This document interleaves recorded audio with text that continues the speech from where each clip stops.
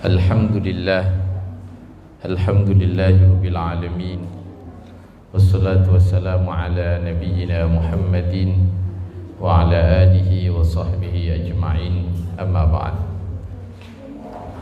Para bunda Majlis Ta'lim Az-Zahra yang dimuliakan oleh Allah Subhanahu wa taala, para bunda yang ada di rumah yang sekarang menyimak kajian pada pagi hari ini, mungkin ikut menyimak bersama suami, bersama anak, bersama keluarga.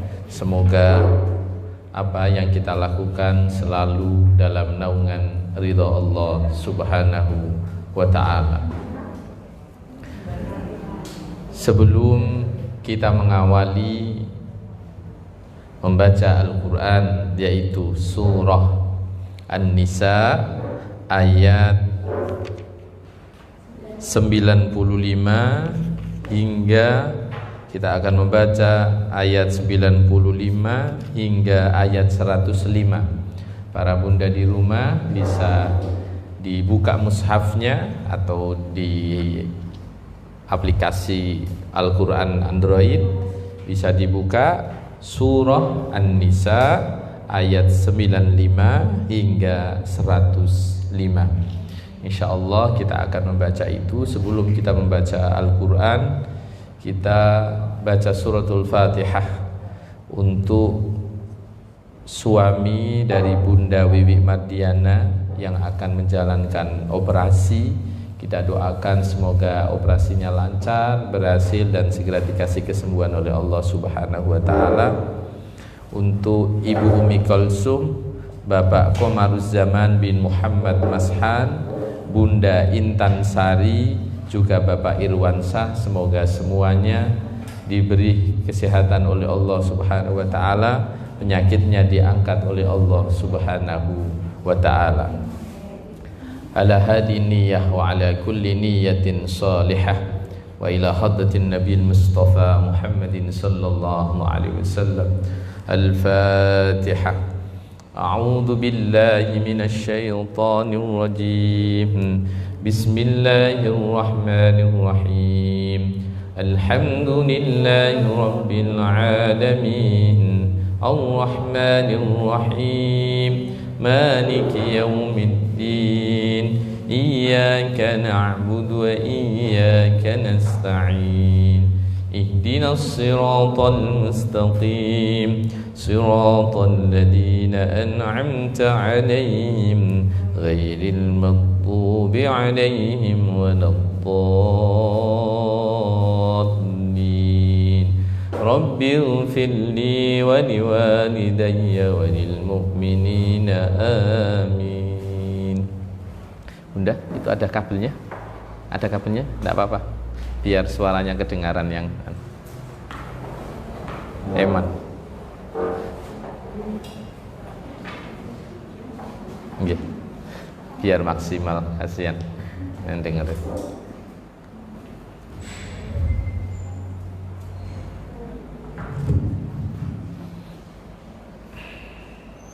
Nggih. Mitsebu.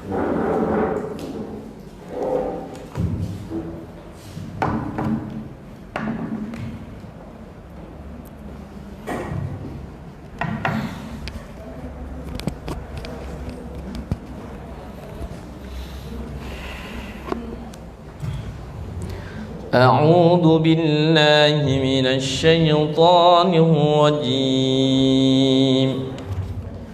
بسم الله الرحمن الرحيم.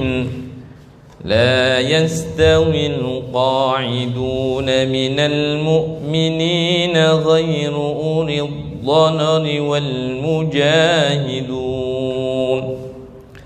لا يستوي القاعدون من المؤمنين غير أولي الضرر والمجاهدون في سبيل الله بأموالهم وأنفسهم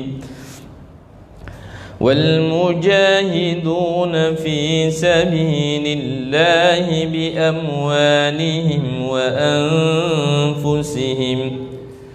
فضل الله المجاهدين بأموالهم وأنفسهم على القاعدين درجة وكلا وعد الله الحسنى وفضل الله المجاهدين على القاعدين أجرا عظيما درجات منه ومغفرته ورحمة وكان الله غفورا رحيما إن الذين توفاهم الملائكة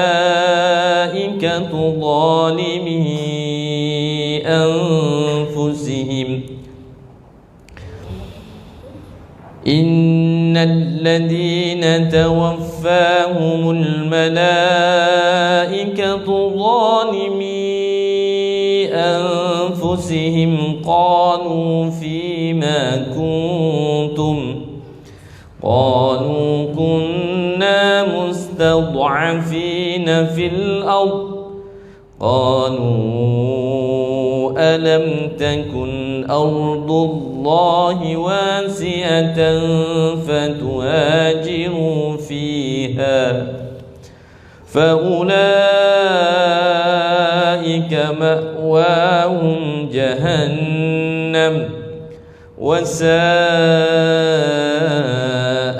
مصيرا إلا المستضعفين من الرجال والنساء والولدان لا يستطيعون حيلة ولا يهتدون سبيلا فأولئك عسى الله أن يعفو عنهم وكان الله عفوا غفورا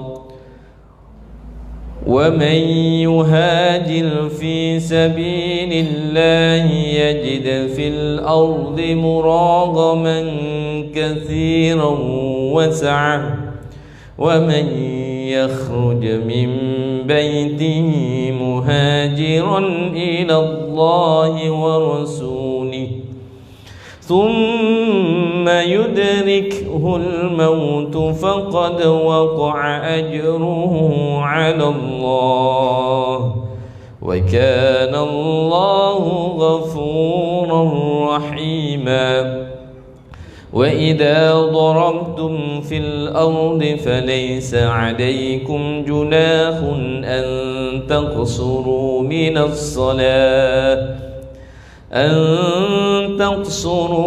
الصلاة إن خفتم أن يفتنكم الذين كفروا إن الكافرين كانوا لكم عدوا مبينا وإذا كنت فيهم فأقمت لهم الصلاة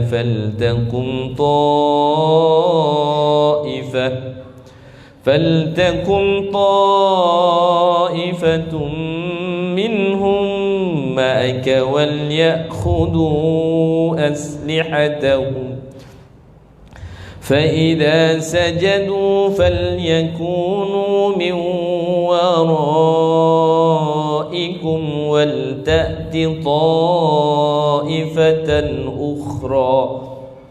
Jadi ketika bunda semuanya ketika membaca, sebenarnya Al-Quran kalau dibaca dengan tajwid yang benar itu secara otomatis intonasinya itu juga pas. Contoh umpamanya faida itu kan satu alif, sajadu satu alif, falyakunu satu alif. Jadi kalau bacanya pas tepat, detiknya ininya kok tepat, maka bacanya walaupun suaranya jelek pun akan terdengar indah karena itu berirama. Karena berirama, apapun itu kalau berirama pasti enak didengarkan pasti. فَإِذَا سَجَدُوا فَلْيَكُونُوا مِنْ وَرَائِكُمْ Jadi sama semua. Min waraikum juga sama, panjangnya sama. Takunu, faida, sajadu sama. Kalau kelamaan juga tidak pas. Kelamaan juga tidak pas. Jadi harus semua sama. Ketika itu dibaca satu alif. Falyakunu min waraikum wal ta'ti ta'ifatun ukhra. وَلْتَأْتِ طَائِفَةٌ أُخْرَى لَمْ يُصَلُّوا فَلْيُصَلُّوا مَعَكَ وَلْيَأْخُذُوا خِذْرَهُمْ وَأَسْلِحَتَهُمْ وَدَّ الَّذِينَ كَفَرُوا لَوْ تَغْفُلُونَ عَنْ أَسْلِحَتِكُمْ وَأَمْتِعَتِكُمْ فيميلون عليكم ميلة واحدة ولا جناح عليكم إن كان بكم أذى من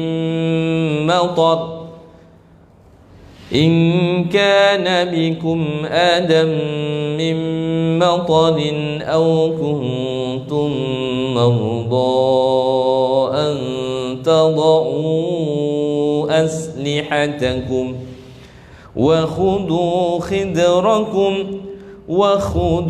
حذركم إن الله أعد للكافرين عذابا مهينا فإذا قضيتم الصلاة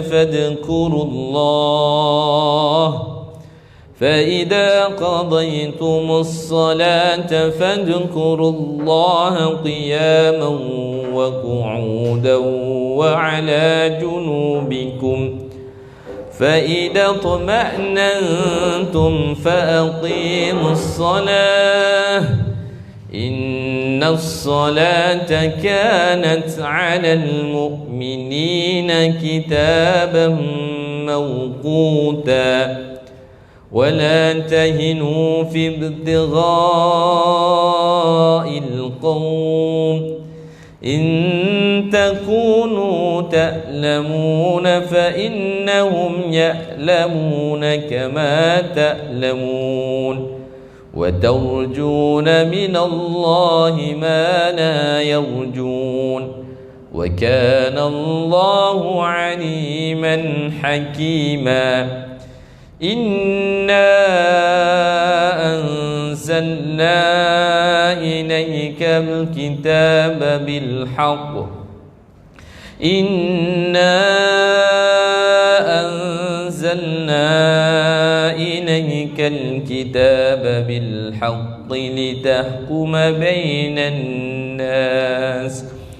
لتحكم بين الناس بما أراك الله ولا تكن للخائنين خصيما صدق الله العظيم. Alhamdulillahirabbil alamin.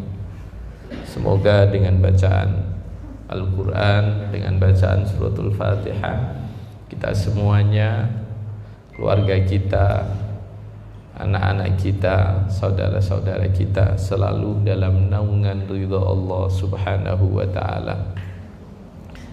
Para bunda Majelis Ta'lim Az-Zahra yang dimuliakan oleh Allah subhanahu wa ta'ala, di pagi hari ini, di pagi yang cerah ini, tadi malam hujan ya bunda ya, sama rata kelihatannya. Di Ampel juga hujan lebat, sangat lebat di Ampel, sekitar jam 8:30 sampai jam 9:30 hujan lebat. Alhamdulillah, semoga menjadi hujan yang penuh berkah, hujan yang merahmati untuk kita semuanya. Amin amin ya rabbal alamin. Para bunda Majelis Ta'lim Az-Zahra yang selalu dalam naungan ridha Allah subhanahu wa ta'ala, pada pagi hari ini tema kita adalah surga merindumu bunda. Sebenarnya Allah Subhanahu wa ta'ala menciptakan apapun, baik itu kebaikan, baik itu keburukan, min khairihi wa syarrih, semuanya hampir sudah disiapkan sama Allah dengan penghuni-penghuninya. Kalau perbuatan maka dengan konsekuensinya masing-masing. Kalau ngomong surga secara global itu adalah jannatin tajri min tahtiyal anhar, yang di bawahnya mengalir sungai-sungai, yang itu semua surga itu adalah uiddat lil muttaqin, disiapkan untuk orang-orang yang bertakwa. Itu globalnya seperti itu. Siapapun yang dia menjadi seseorang yang bertakwa kepada Allah Subhanahu wa ta'ala, maka pasti tempatnya surga. Dan tentunya adalah atas anugerah Allah Subhanahu wa ta'ala. Tetapi pada pagi hari ini kita coba mengupas lebih detail, tidak general. Kalau kita ngomong generalnya lagi adalah kita ngomong muslimah. Tetapi ini kita akan ngupas dari satu kalimat, yaitu bunda. Jadi ini kalau kita ngomong ini ada surga, ada bunda, kemudian ada yang merindukan. Kita ngupas dulu bunda. Kalau ngomong orang disebut bunda, itu pasti dia memiliki tugas dua, sebagai seorang istri dan juga sebagai seorang anak, sebagai seorang ibu. Sebagai seorang ibu juga sebagai seorang istri. Kita akan fokus itu.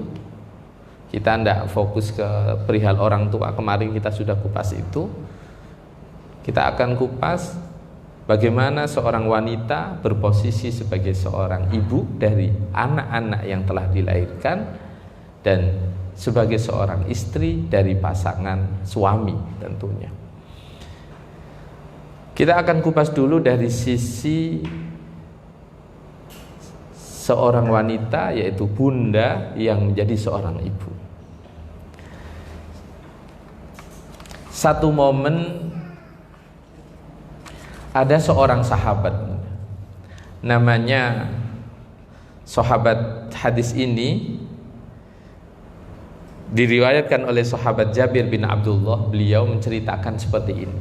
Ini kisah yang bagaimana orang nanti nyari pasangan, bagaimana efek dari seorang ibu dalam mendidik anak.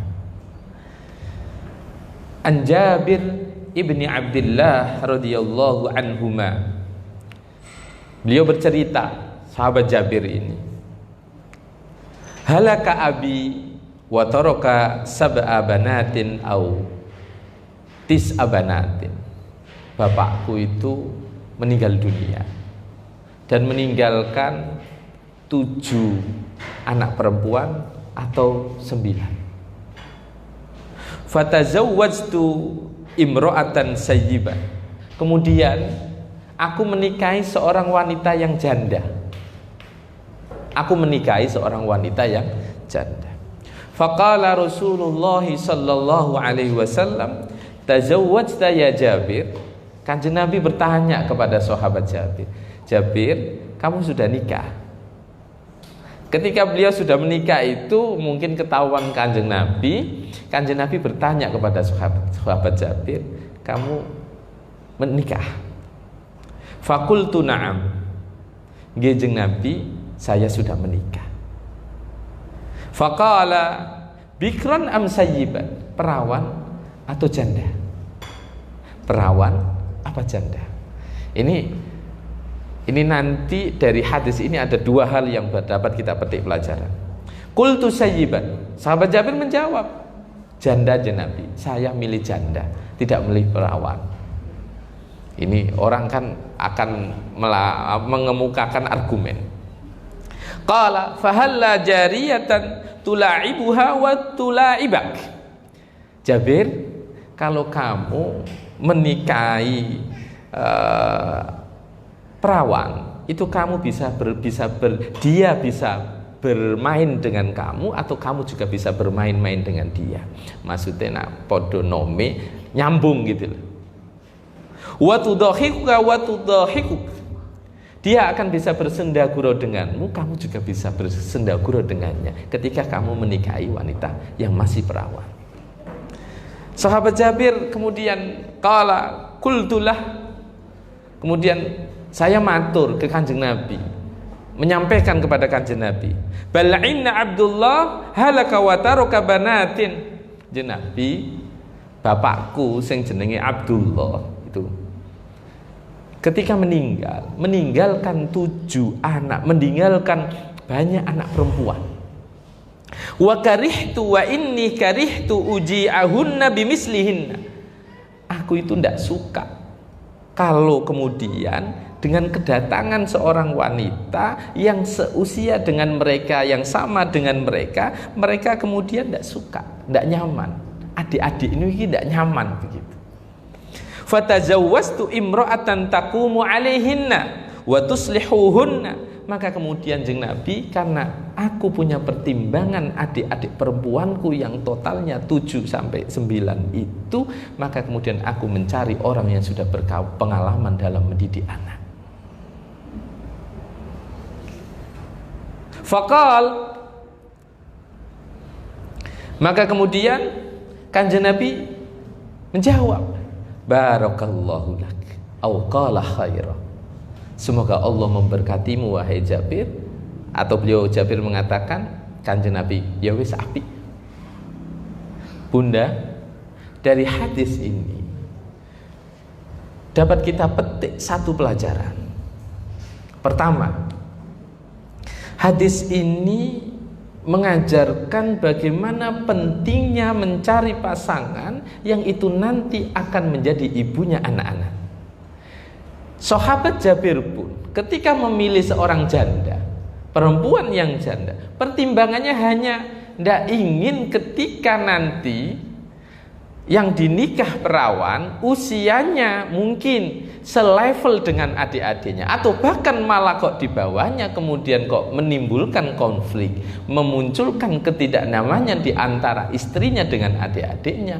Beliau kemudian mending aku goleki arek wedok sing iso ngomong adik-adikku. Maka ini menjadi pedoman bagi siapapun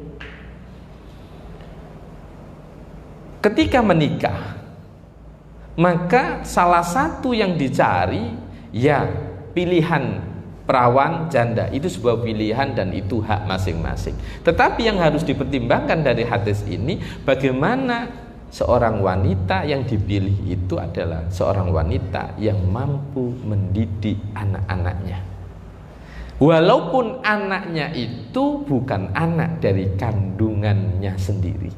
Ini istrinya Jabir, sahabat Jabir, orang yang kemudian langsung diamanai untuk ngopeni, untuk mendidik adik-adik dari suaminya. Maka bunda semuanya yang ada di rumah yang dimuliakan oleh Allah Subhanahu wa ta'ala, dari sini kita dapat mengambil sebuah pelajaran. Al-ummul murabbiyah, al-ummul murabbiyah, saya mengatakan ibu yang merupakan sebagai seorang pendidik, ini adalah pintu bagaimana dia menjadi bunda yang kemudian menjadi teladan untuk anak-anaknya. Nah, seorang wanita yang seperti ini pasti dirindukan oleh surga. Lah bagaimana supaya kita mampu menjadi pribadi yang memotivasi diri kita, jenengan sebagai seorang ibu, sebagai ibu dari anak-anak, supaya ketika ngomong anak itu dengan penuh kesabaran.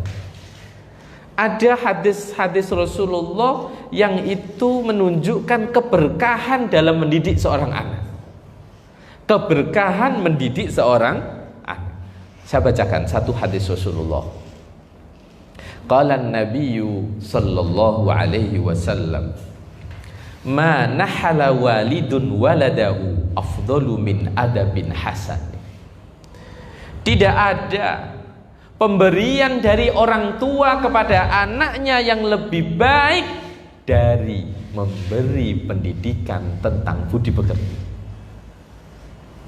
Mau panjenengan sayangnya kepada anak, minta HP dibelikan, minta laptop dibelikan, bahkan yang ekstrim umpama sudah besar minta mobil dibelikan, semua dibelikan. Ma afdhalu min adabin hasanin.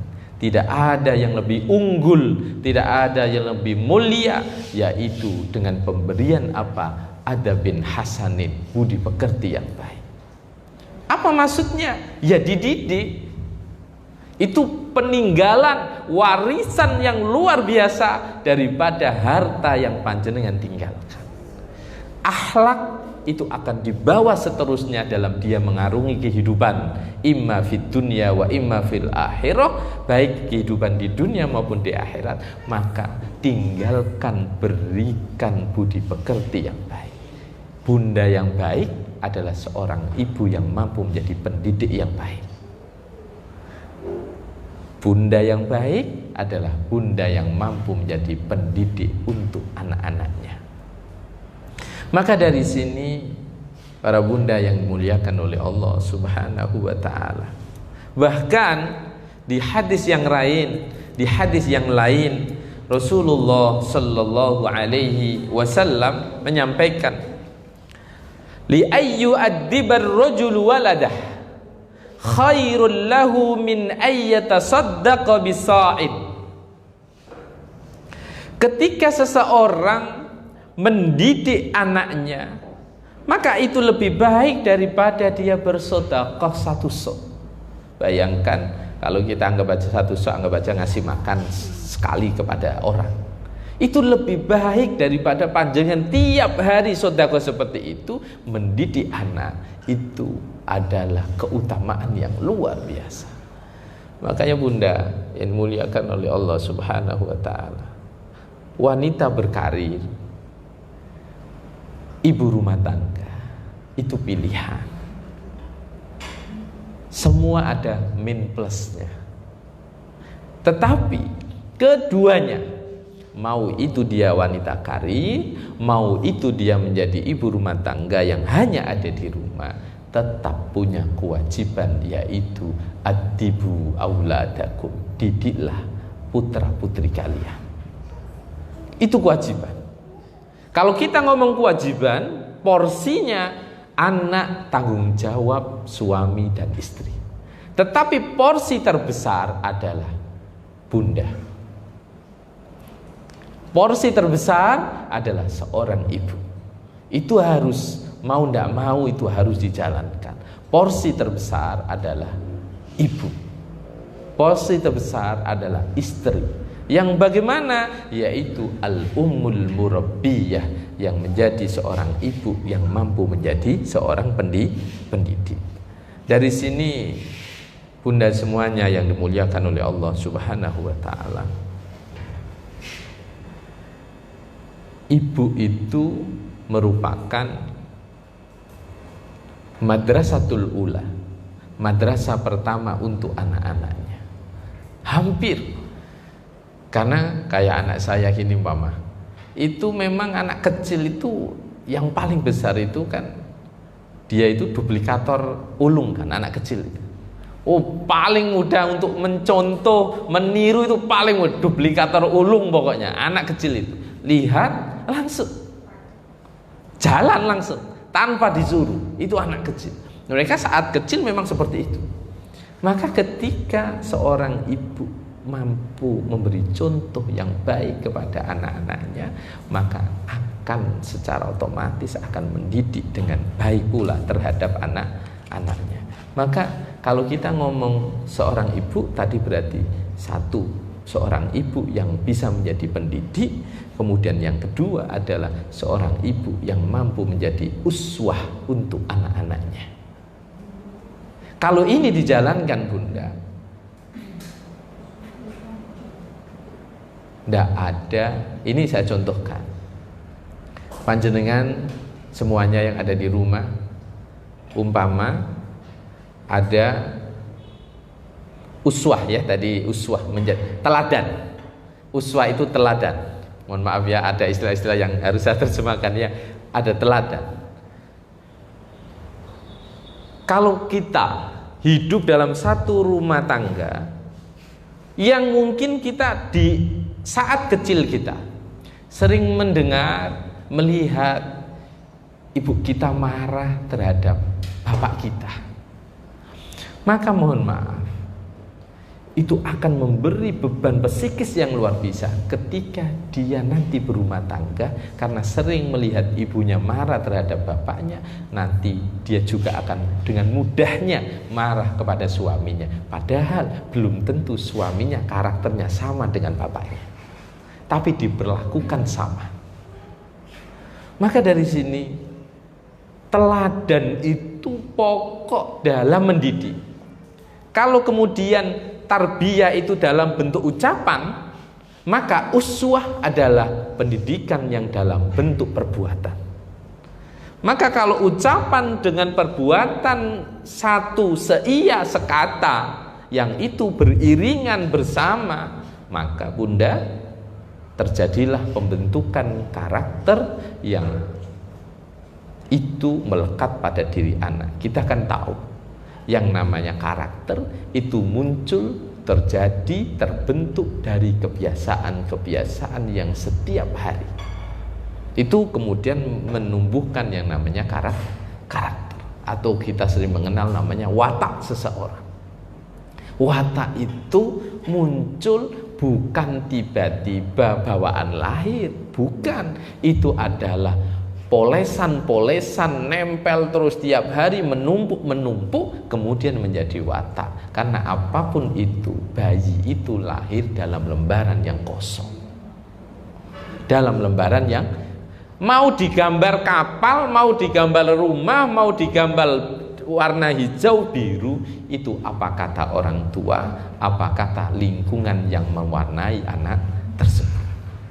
Maka dari sini Bunda semua yang dimuliakan oleh Allah Subhanahu wa taala, tadi peran seorang ibu, peran seorang bunda yang pertama adalah sebagai seorang ibu yang sebagai pendidik yang baik, pemberi teladan yang baik. Yang ketiga kita kupas dulu sebagai seorang bunda, yaitu di poin ibu adalah dia harus menjadi pribadi yang hifdzul usrah, mampu menjadi pribadi yang menjaga rumah tangganya. Mohon maaf, kalau seorang suami itu kepala rumah tangga, maka seorang istri atau seorang ibu adalah kepala rumah yang ada di dalam kapal itu. Maksudnya apa? Ya kalau kita ngomong pilot, ada kopilot.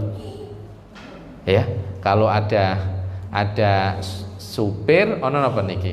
Nak balapan niku napa sih? Navigator ya. Sama-sama punya peran, cuma perannya lebih kecil daripada suami. Maka dia ditugasi untuk menjaga rumah tangganya. Penting sekali. Saya contohkan kecil. Ketika seseorang ibu mampu menjadi penjaga rumah tangganya, karena suami kerja, maka secara otomatis lawong yang nyetir utama itu lagi pergi, maka dia yang berperan. Maka dari sini Bunda yang dimuliakan oleh Allah Subhanahu wa taala, titik poin dari pembahasan kita, Bunda yang dirindukan oleh surga, peran ibu harus benar-benar dijalankan. Oke. Kita masuk yang kedua, peran sebagai seorang istri. Saya tidak ngomong bagaimana rumah tangga sakinah mawaddah, itu sudah kita kupas. Saya lebih spesifik bagaimana dia menjadi istri yang dirindukan oleh surga, istri yang baik, istri yang semua punya ciri-ciri. Salah satunya adalah at-ta'atu lizzawaj, at-ta'atu lizzawj, patuh terhadap suami, patuh terhadap suami. Bunda, saya membacakan satu hadis yang agak panjang kayak tadi. Ini kisahnya sangat menarik, bagaimana peran suami di hadapan istrinya, kewajiban istri kepada suaminya. Satu momen, An Abi Sa'idil Khudri radhiyallahu anhu. Hadis ini diriwayatkan oleh Abi Sa'id Al-Khudri.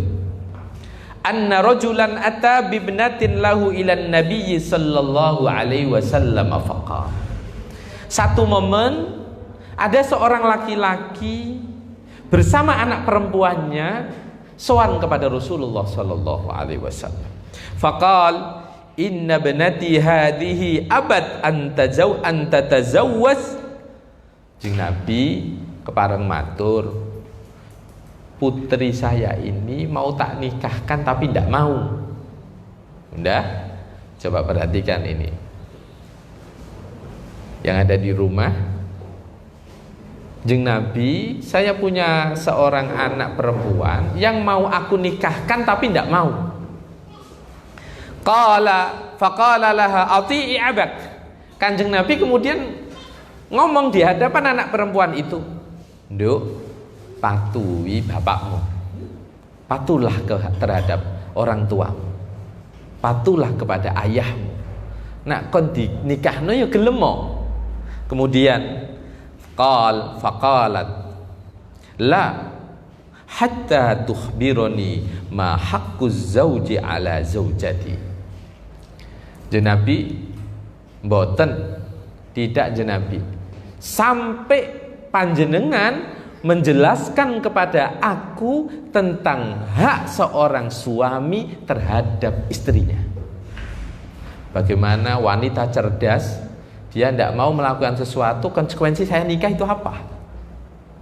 Jadi dia itu nikah tapi nggak ngomong suka dan tidak suka dulu, tetapi dia bermain logikanya, kalau saya nikah konsekuensi saya terhadap suami apa dan suami terhadap saya apa. Maka kemudian Kanjeng Nabi, si perempuan ini faraddat alaihi maqalataha. Kanjeng Nabi tidak jawab. Perempuan yang cerdas ini bertanya berulang-ulang. Ya Nabi, ceritakan kepadaku apa hak seorang suami terhadap pasangannya. Faqala haqquz zauji ala zaujatihi allau kana bi qurhatan falahasadha aw ibtadara man hirahu sadidan aw daman summa lahasadhu ma addat haqqah. Kata Rasul, beliau menyampaikan seperti ini. Gini ya, haknya seorang suami terhadap istrinya, terhadap pasangannya adalah seandainya pada suami tersebut memiliki luka, saya ulangi, memiliki luka di tubuhnya, kemudian si perempuan itu, si istri itu menjilat luka itu, mesewu mboten merban niki, menjilat, awibtadaro man hirahu sadidan audaman, atau di kedua lubang hidung suaminya itu keluar nanah dan darah, summa lahasatu, kemudian dia menjilat nanah dan darah itu, ma'addat haqqah, maka itu pun belum bisa memenuhi hak seorang istri terhadap suaminya. Coba jangan bayangkan begitu beratnya seorang wanita, begitu beratnya seorang istri di hadapan suami. Karena apa Bunda? Karena ini hubungannya dengan jannatak au narok, surga dan nerakamu berkaitan dengan suamimu. Maka sampai Rasulullah menyampaikan, seandainya suamimu itu luka dan luka itu kamu jilat, atau dari kedua lubang hidungnya keluar nanah dan darah, kemudian kamu jilat luka itu, nanah dan darah itu belum bisa dianggap kamu memenuhi haknya memenuhi hakmu sebagai seorang istri kepada suami. Apa kemudian perempuan yang cerdas ini ngomong? Dia ngomong begini, faqalat walladhi ba'asaka bil haqq la atazawwaju abada. Nabi, demi zat yang telah mengutus engkau dengan benar, aku tidak akan mau menikah selama-lamanya. Si perempuan ini karena melihat beratnya tanggung jawab yang harus dipikul sebagai seorang istri terhadap suami. Faqala la tankihuhunna illa biidnihinna. Kemudian Rasulullah menyampaikan, kalian jangan menikahkan putri-putri kalian kecuali atas izin mereka sendiri. Hadis ini memiliki makna 2 poin Bunda. 1, tidak boleh orang tua memaksa anaknya dalam urusan pernikahan. Kalau dia menolak, maka orang tua tidak punya hak memaksa. Dalam artian apa? Jangan sampai di situ ada keterpaksaan. Maka saya masih ingat dulu ketika saya nikah dijodohkan oleh mertua, dijodohkan. Apa? Saya masih ingat bahasa itu. Awakmu nak wis ngomong sanggup, iya berarti iku keputusan. Jadi mungkin orang yang menjodohkan itu hanya perantara, tetapi dia ketika oke, saya nikah sama dia, maka itu keputusan pribadi. Benar nggak Bunda? Sudah otomatis. Karena dia laki-laki yang sudah balik, sudah bisa berpikir dengan cara benar. Jangan kemudian ketika orang nikah dijodohkan ketika ada konflik, apalagi naudzubillah kemudian terjadi sebuah perceraian, jangan kemudian nyalano sing mak comblange. Karena ketika sudah oke, maka itu menjadi keputusan personal. Kalaupun ada suara kiri kanan, itu sebagai pertimbangan. Maka dari sini, dari hadis ini apa yang dapat kita petik? Bunda, ada dua. Tidak boleh dalam pernikahan itu ada pemaksaan. Satu. Yang kedua, ini menunjukkan bagaimana kedudukan suami di hadapan istrinya.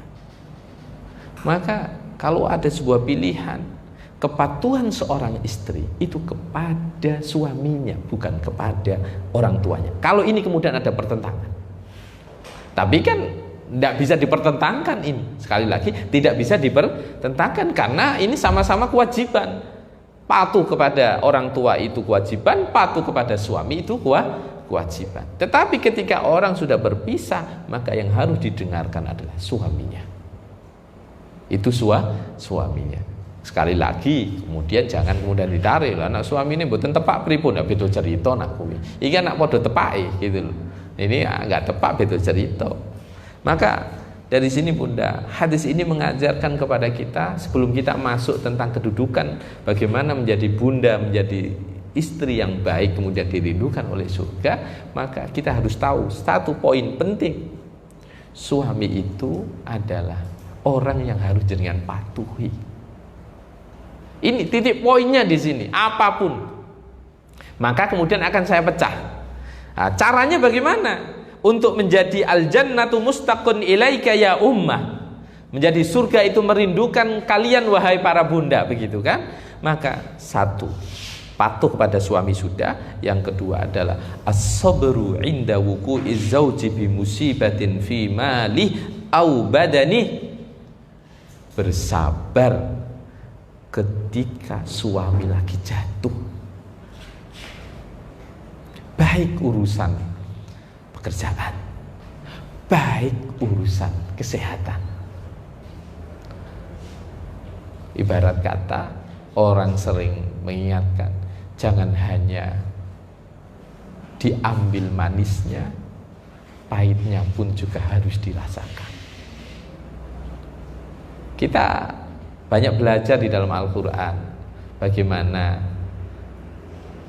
Nabi yang kemudian diungsikan dari kampung. Sinten Nabi siapa? Yang punya penyakit? Nabi Ayub.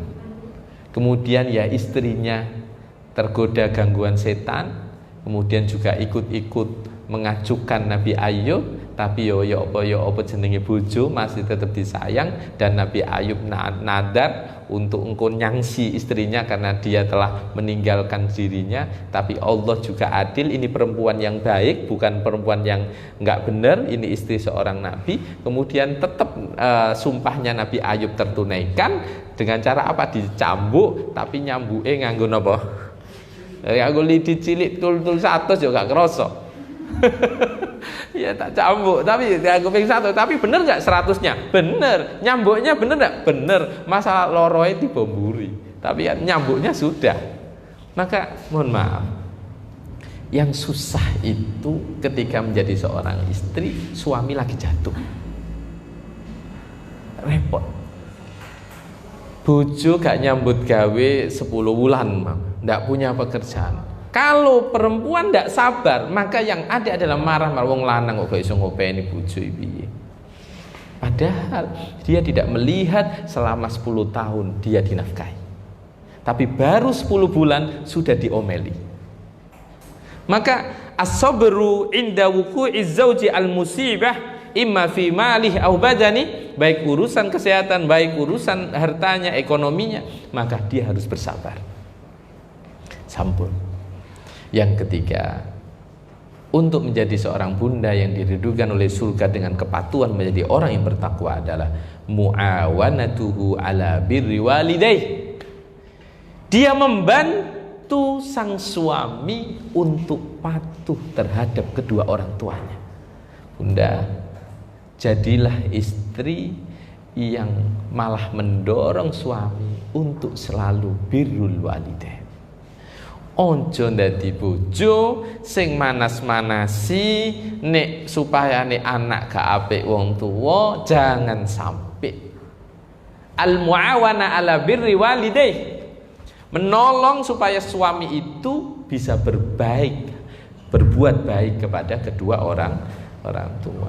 Kita sering mendengar kadang ada orang konflik sama mertua.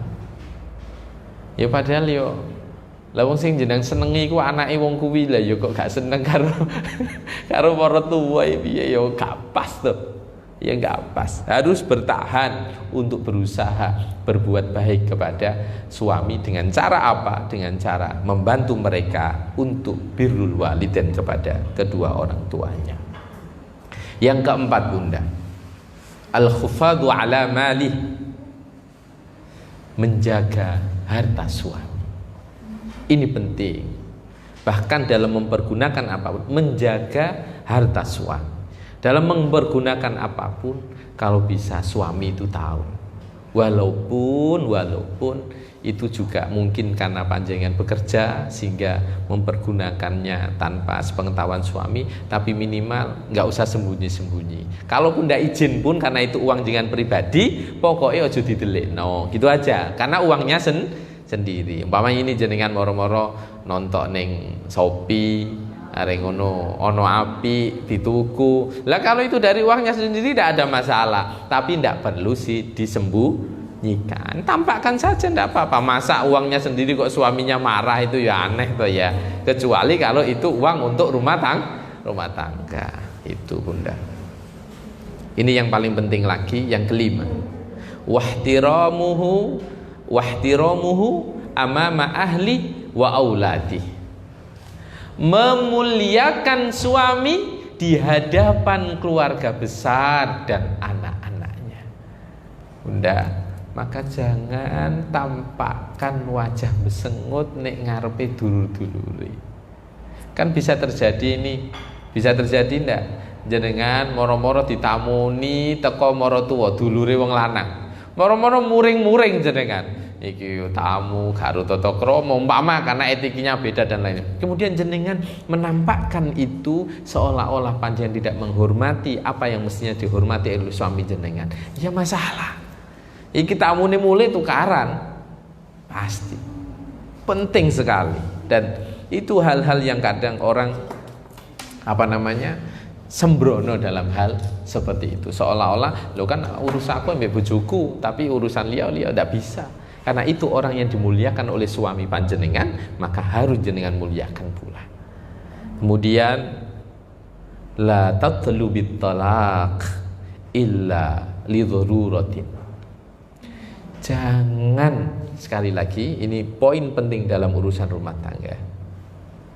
Jangan mudah mengeluarkan kalimat minta cerai, kecuali mislai aisya'ati mu'amalatiha, ada diperbolehkan ketika dalam urusan bermuamalah suami tidak baik kepada panjenengan, sudah KDRT, mukul, nendang, au adamil infaq al-maddi au ghairi dzalik, atau tidak diberi nafkah, itu baru silakan mengajukan cerai. Apa itu? Kalau dalam fikih istilahnya seorang wanita yang menggugat cerai namanya khulu.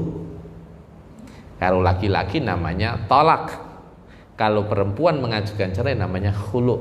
Khulu itu pengajuan ke pengadilan, kemudian si perempuan menyiapkan uang ganti untuk proses perceraiannya itu disepakati di antara dua belah pihak. Maka hati-hati. Problem sebesar apapun kalau memang masih kapal itu bisa diselamatkan, jangan ditenggelamkan sekalian. Nak bocor dan ditempel, ojo ditenggelamno, buyar tenggelamno. Jangan. Kecuali ada ya alasan yang diperbolehkan.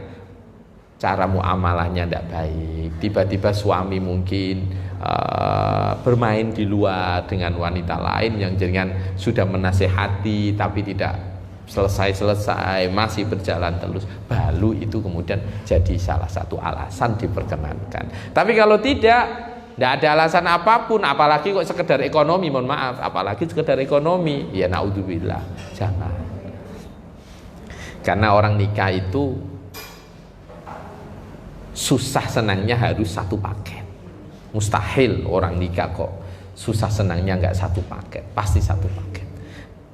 Kemudian Bunda, hidmatuhu, tapi ini kalau tadi kita ngomong se-ekstrim itu ya, bagaimana haknya seorang suami di hadapan istrinya, poin yang terakhir ini adalah hidmatuhu qadral istita'ah. Melayani suami itu tetap kadarnya adalah sesuai kemampuan. Jadi jenengan kalau tidak mampu, kuatnya itu ya sudah. Hidmatuhu qadral istita'ah. Melayaninya adalah sesuai dengan kadar kemampuan Bunda. Kalau tidak kuat ya gimana? Itu proses-proses yang mestinya kita pahami, bagaimana kita panjenengan semuanya sebagai seorang perempuan menjadi bunda yang dirindukan oleh surga. Ada dua, yaitu perannya sebagai seorang ibu, yang kedua adalah perannya sebagai seorang istri.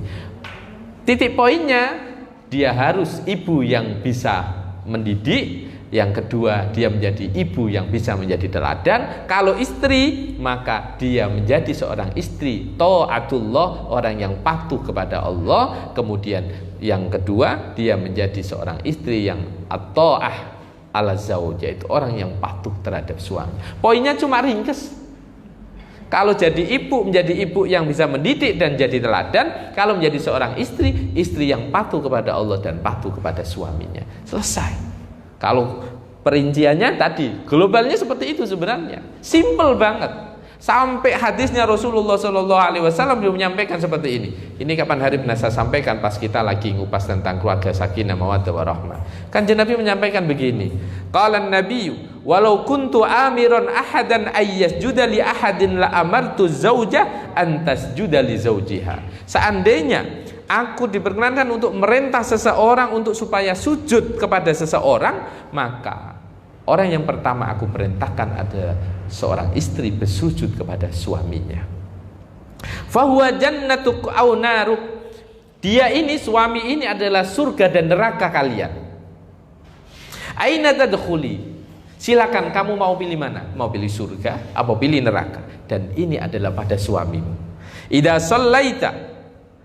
shallaiti shalawatil khamsi wa sumti ramadhan wa hafidti farjak wa irdak wa ati'ti zaujak dakhaltil jannah min ayyi babin tasya'i.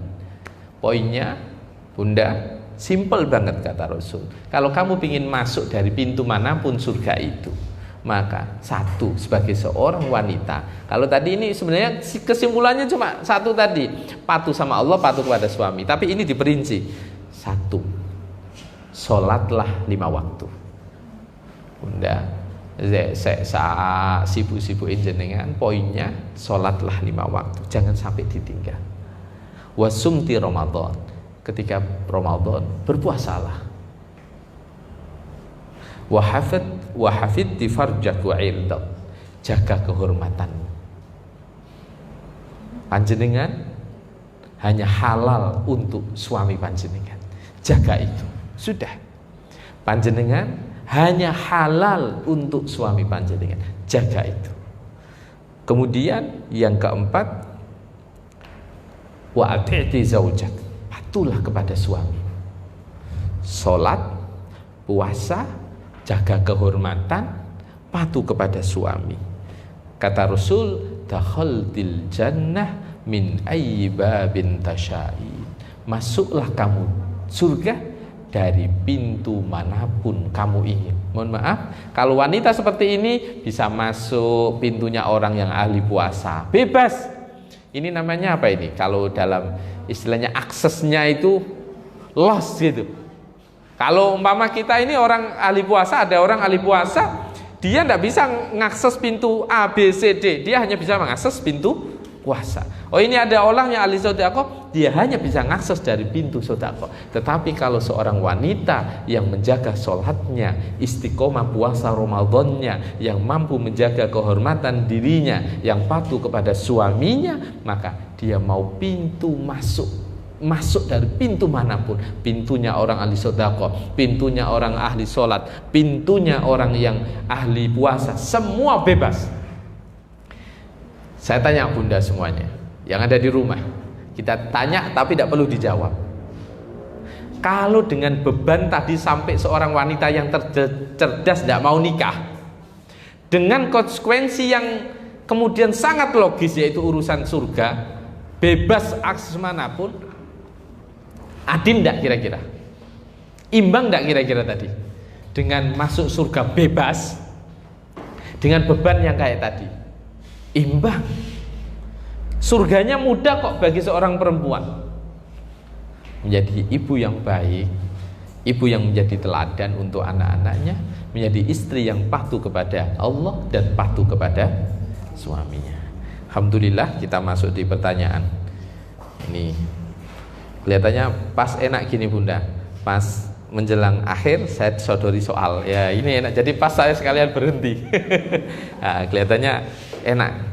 Pertanyaan ini, ada pertanyaan. Bagaimana bila suami sering memberi uang kepada orang tua atau adanya tanpa seizin istri? Pertanyaan ini maka muncul pertanyaan berikutnya. Apakah pemberian suami kepada orang tuanya, kepada adik-adiknya yang memang perlu dibantu, mengurangi hak panjenengan? Kalau itu tidak mengurangi hak panjenengan, maka itu tidak jadi masalah, karena orang tua memang kewajiban anak. Walaupun anaknya sudah berumah tangga, orang tua anak tetap punya kewajiban memberi nafkah kepada orang tuanya. Kalau kemudian ngasih adiknya gimana? Kalau orang tuanya dia tidak mampu untuk menanggung adiknya, maka secara otomatis adiknya itu menjadi beban kakaknya. Jadi ini sering muncul, keluarga ini dikirimi ya, orang kondo-kondo, ngono mama, orang kondo-kondo. Karena begini bunda, bisa saja seorang suami kenapa tidak memberitahu terhadap istrinya? Karena istrinya kalau dikasih pemahaman tidak menerima, dan yang ada adalah marah. Daripada aku nontok bojoku ngamuk, mending ojo nontok bojoku ngamuk. Apakah salah seperti itu? Tidak salah. Ya gitu ya bunda ya. Karena ini harus dikasih pemahaman. Orang tua itu kewajiban anak nafkahnya, walaupun si anak sudah punya istri. Kalau memang orang tuanya tidak mampu, itu beda cerita. Sama adik-adiknya sekolah harus dibiayai, maka seorang istri harus mensupport. Ya mas, ono duit tinggal ngopeni adik, tinggal ngopeni bapak ibu. Itu mestinya begitu. Jangan malah uang ditahan untuk tidak boleh berbagi. Kalau berbaginya kan sesuai kemampuan. Jangan sampai berbagi kepada orang tua, berbagi kepada adik-adik suaminya itu sama istrinya sendiri pelit. Lah itu yang tidak boleh. Yang kedua, apa saja yang menjadi hak istri dan suaminya? Ya salah satu yang saya terangkan tadi. Kalau haknya istri terhadap suami atau sebaliknya, kita sudah pernah mengupas itu ketika kita membahas awal saya ngisi di Az-Zahra, kalau tidak salah kita bahas keluarga Qur'ani. Nah, keluarga Qur'ani itu sudah saya kupas, haknya seorang istri, haknya seorang suami. Banyak suami itu kewajibannya kasih mahar, kasih nafkah, melindungi, kalau istri menjaga, banyak sih kalau itu. Kemudian sebagai istri yang bekerja, hak apa saja yang berhak saya dapatkan dari suami dan apa saja yang tidak boleh dilakukan suami dari uang pendapatan istri yang bekerja. Bunda, kewajiban nafkah itu murni dari seorang suami. Kalau ada seorang istri bekerja dan diizini, saya garis bawahi, diizini oleh suaminya, maka itu menjadi uangnya pribadi. Berarti kalau si wanita itu sudah punya uang dari hasil kerjanya, apakah suami masih tetap kewajiban memberi nafkah? Masih wajib. Tapi kalau ada seorang wanita gajinya lebih besar daripada suaminya sehingga si wanita itu mampu menghidupi keluarganya, maka itu adalah bagian kebaikan seorang istri terhadap keluarganya. Jadi apakah masih dapat nafkah walaupun saya bekerja? Masih, itu kewajiban seorang. Makanya yang paling enak kalau istri bekerja, ya sudah uang itu ditabung, jangan dipakai untuk kebutuhan rumah tangga. Kan rumah tangga kewajibannya suami. Ini cari sing wong lanang ini lo kan, sampean iso kerja kan tak ACC, yo oleh jatah aku cari. Kerja kan atas izin saya, makanya dapat jatah gitu. Ini sudah tidak ngasih sempurna, malah minta, itu yang repot. Seumpama suami nyeleweng, apa yang harus kita lakukan sebagai istri? Ini nyelewengnya apa dulu? Kalau urusan perempuan, maka yang bisa dilakukan itu ada tahapan-tahapan. Ini pernah saya kupas Bunda. Satu, nasihati, kasih teguran yang baik. Kalau masih belum bisa, maka langkah berikutnya adalah pisah ranjang. Masih satu rumah tapi tidak tidur bareng, biar dia berpikir gitu. Kemudian kok masih tidak mengeng, maka ambillah orang untuk as-sulh, untuk berdamai. Karena sudah ngomong nggak didengerin, masih jalan terus sudah pisah ranjang juga tidak berubah, maka minta dari orang yang sama-sama diterima oleh kedua belah pihak untuk menyampaikan keluh kesahnya supaya dijawab atau supaya ditunaikan. Gitu nggih Bunda nggih? Apa yang harus saya lakukan jika suami sering sembunyi-sembunyi ngasih uang ke kakaknya? Tidak hanya sekali-sekali, sampai saya sering marah-marah dan akhirnya kakaknya menjadi benalu. Ya ini, benalu itu apa ya? Yes, pokoknya gak apik lah ya. Ya. Padahal anaknya sudah kerja, kakaknya ngomong kalau anaknya kerja buat kebutuhan anak-anaknya sendiri. Saya juga punya 2 putri yang harus dibiayai. Bagaimana Ustadz? Ini kayak awal tadi kan. Memang begini Bunda. Ini prinsip, mohon maaf. Orang itu kalau memang sering dikasih, yang muncul adalah dia akan menggantungkan kepada orang yang ngasih. Itu yang repot. Kalau ngasih sekali, 2 kali, yang itu bukan kewajiban. Kayak kakak kita kan ada kewajiban kita. Kakak laki ya, kakak laki. Kalau kakak perempuan kewajiban kita. Kalau memang dia tidak punya suami. Kakak laki apalagi malah itu bukan kewajiban kita. Kalau ada seperti ini, menolong sesekali. Sodako juga tidak ada masalah, karena sodako yang terbaik kepada orang-orang terdekat. Tetapi jangan sampai pemberian itu menjadikan dia menjadi orang yang selalu mengandalkan pemberian panjenengan. Itu tidak baik. Jadi kalau Bunda yang tanya ini, saya sering marah, boleh marah, tapi lihat dulu kalau case-nya ini kok terlalu sering dan malah dia tidak bekerja dan lain-lain, maka itu tidak baik. Lebih baik di stop. Bukan karena tidak mau ngasih keluarga, tetapi untuk mendidik supaya dia untuk berusaha dalam kehidupannya. Kemudian kewajiban mana yang lebih baik buat saya? Apakah mendampingi anak-anak atau mendampingi suami yang kebetulan suami bekerja dinas di luar kota? Nah, ini apa ini LDR ya? Apa ya? Ini begini Bunda. Sekali lagi, semua punya yang main plus. Kalau panjenengan mendampingi suami, risiko anak di rumah. Bisa sama mbahnya, bisa sama orang yang membantu di rumah panjenengan. Berarti pendidikan tidak terperhatikan sepenuhnya. Kalau panjenengan sama anak, maka ada kekhawatiran, namanya orang punya kebutuhan biologis, namanya orang bisa diganggu sana sini, maka pilihannya adalah bersama suami, ya kan? Atau anak. Lah, pilihan seperti ini adalah tidak bisa, saya menjawabnya begini, tidak bisa kemudian satu jawaban untuk semuanya. Lihat situasi dan kondisi kasusnya. Ada yang tidak ada masalah, tidak ada problem walaupun berjauhan. Ada orang seperti itu. Ada kok 1 hari 2 hari, apalagi 1 minggu, apalagi 1 bulan. Ini sudah tidak mungkin. Maka mau tidak mau itu harus ditempuh. Makanya saya sering beberapa kali ngisi di Bank Mandiri. Di beberapa kantor itu yang suaminya sama-sama dinas itu, sama-sama PNS. Yang satu walaupun tidak PNS lah, di BUMN atau di apa, yang dia harus karena karir harus pindah sana, pindah sini, pindah sana, pindah sini, sampai itu selama nikah punya anak sudah SMA, itu belum pernah satu rumah. Saya bayang ya aku juga iso nemen aku. Kalau saya ya tidak bisa. Sampai anak SMA itu belum pernah satu rumah. Suaminya di Jakarta, dia di Surabaya. Suaminya di Kalimantan, dia di mana. Lah kok bisa bertahan menurut saya gini.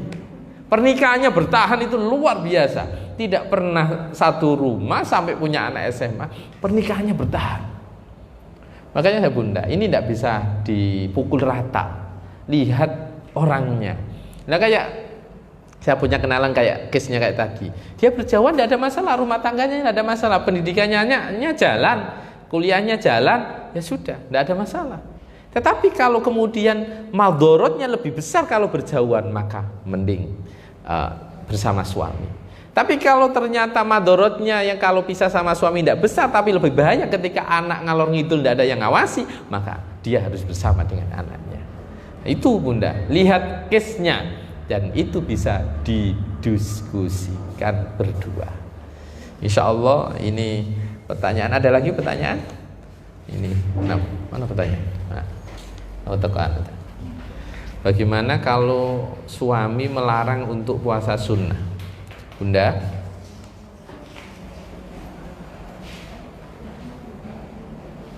semua amalan-amalan yang sunnah itu harus biidni zaujihi.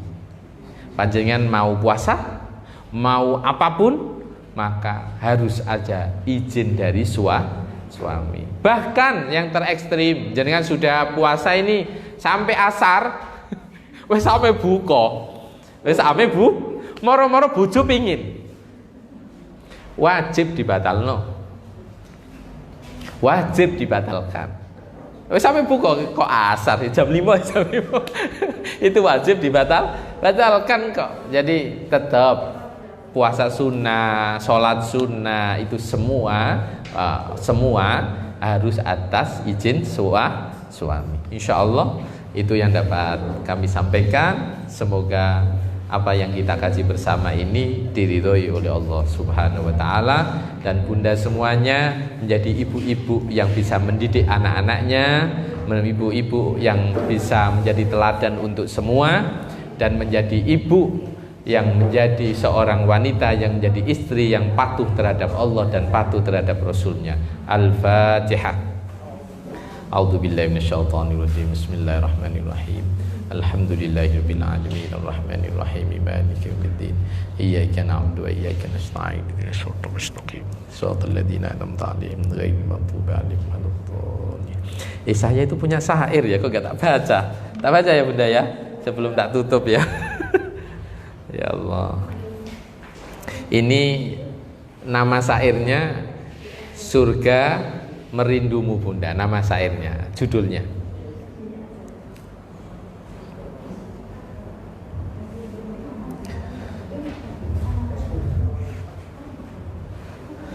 sallallahu ala Muhammad,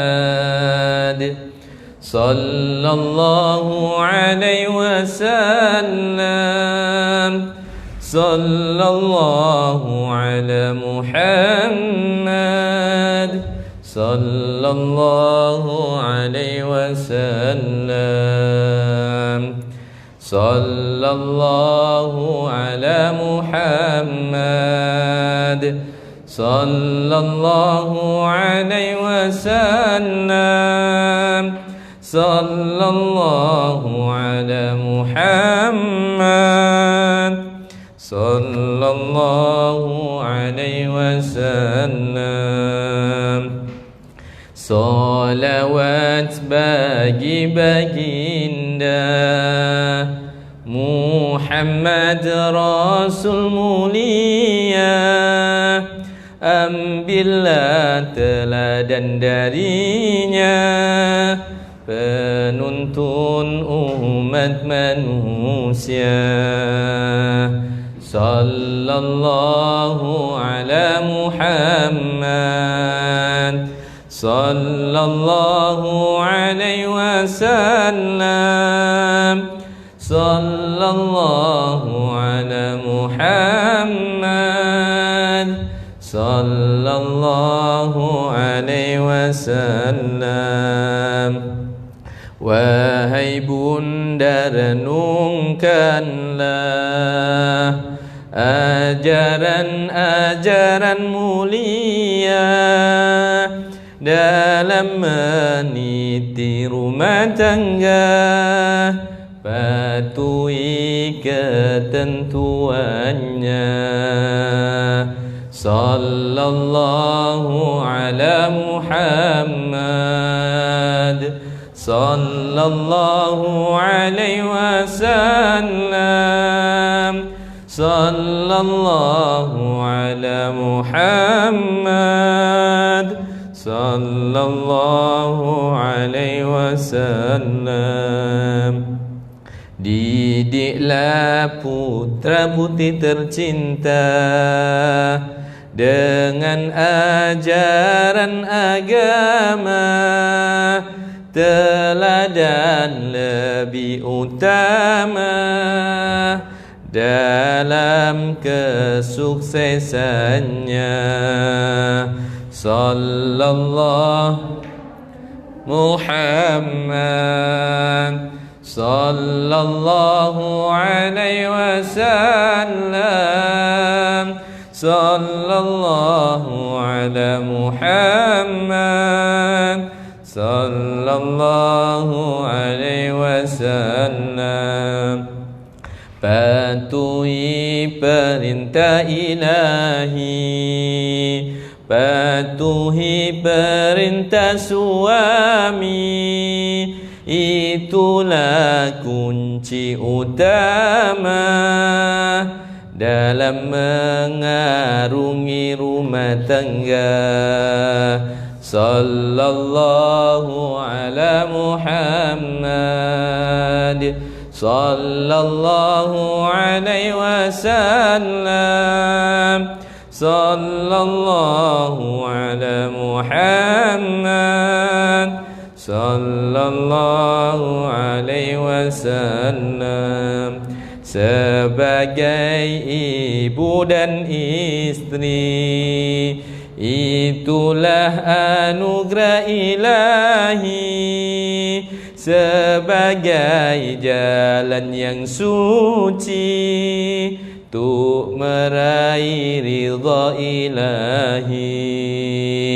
Sallallahu ala Muhammad, sallallahu alaihi wasallam,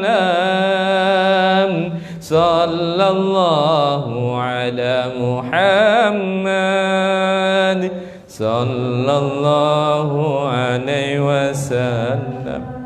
Terima kasih. Assalamualaikum warahmatullahi wabarakatuh.